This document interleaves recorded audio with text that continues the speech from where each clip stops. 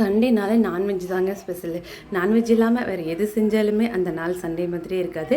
Normal days மாதிரியே போயிடும். நாங்கள் ஃபைனலாக சிக்கன் வாங்குறதுக்கு நாங்கள் கிளம்பி போயிட்டோங்க.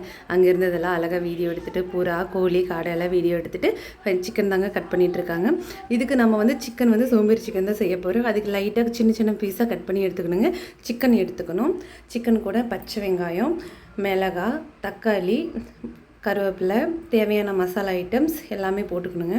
தயிர் தான் ஊற்றணும், தண்ணி ஊற்றக்கூடாது. ஆயில் லைட்டாக ஊற்றி நல்லா பெரட்டி வச்சுக்கணும். உப்பு போட்டு தேவையான அளவு பெரட்டி ஒரு 1/2 hour ஊற வச்சு தான் செய்யணும். ஊற வச்சு செய்யும்போது அந்த எசன்ஸ் எல்லாம் உள்ளே இறங்கி நல்லா டேஸ்ட் வந்துடுங்க.